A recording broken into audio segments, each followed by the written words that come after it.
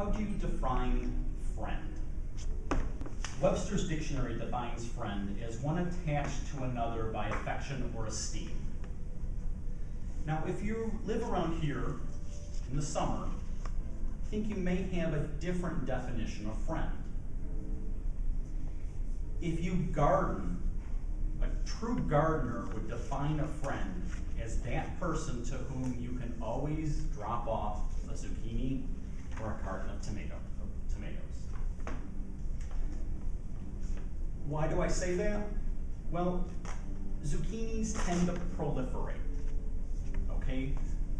Most gardening magazines, books will tell you to plant 10 seeds in each of 4 mounds, and then thin them to 3 plants per mound.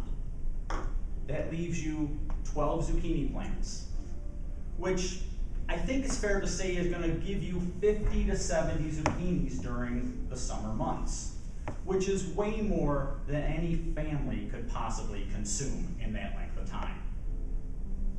Now, the theme of today's meeting is social networking. Before Facebook or Twitter were even thought of, gardening was social networking. In the summer, you got together in a gardening club with your friends, and you discussed how your gardens were doing. In the fall, you got together and exchanged your canned goods. You know, even though they're in jars, they're called, you can them. So you exchanged them over a cup of coffee. But that was social networking back before there were things like computers and YouTube and LinkedIn and all of those things. Mr. Toastmaster, Mr. Area Governor, fellow Toastmasters, absent guests. Zucchinis, true friends.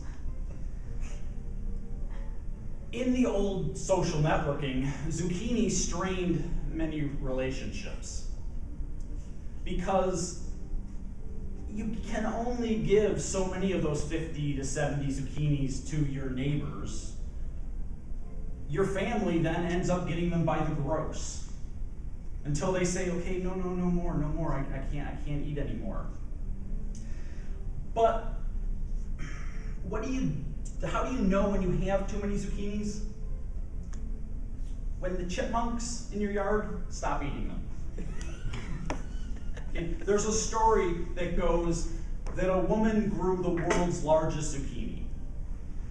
She wanted to show her friend it, so she put it in her car. The trouble was, it was so huge that it wouldn't fit in the Hyundai Elantra, so she had to leave the window down and couldn't lock the door. Well, she stopped at Wegmans to pick up a few items to take over to her friend's house, and when she came out of the store, something awful had happened. Someone had dropped the world's second largest zucchini in her car along with it.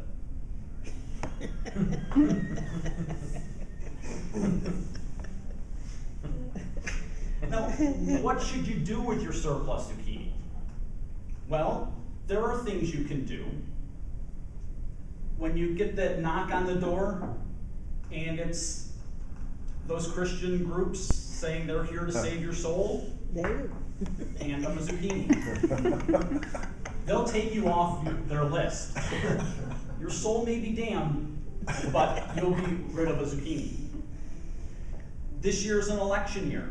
Another good idea, wrap up the zucchini, drop them on all your neighbors' doorsteps. With each one, include a little note saying compliments of, and then the candidate you don't support. They'll vote for the one you do. Now, there are some positive things you can do with zucchinis. You can make zucchini bread. You can make zucchini pickles. And the benefit of that is that you can get rid of 2 to 3 times as many zucchinis. Because when you go to your neighbor's house, you give them a raw zucchini, zucchini bread, and zucchini pickles. They'll remember you forever. Zucchinis are often referred to in the same frame of mind as fruitcake. You've got your zucchini in the summer, you've got your fruitcake in the winter, and it's a game of hot potato. You keep passing it around, and the one with it at the end loses. Now, if you make zucchini bread, you can make them in small loaves. Your kids can use them to build forts. Or you can make a big loaf, and your Aunt Joan can use it as a doorstop. Okay, so zucchini bread has a number of possibilities. But let's not say that zucchinis are all bad. If you go to cookbooks, you'll see many recipes for zucchinis. If you get cooking magazines, you get many recipes for them. It's because by federal law, all cookbooks and magazines are required to print 5 zucchini recipes a year to reduce the surplus supply. The Army is testing out whether to fire zucchini at enemy troops. And NASA has experimented with putting zucchinis into deep outer space, saying they came from Earth, because we figure that way UFOs will never come to Earth because they'll be afraid. As you can tell, I am a gardener. I planted zucchini this year.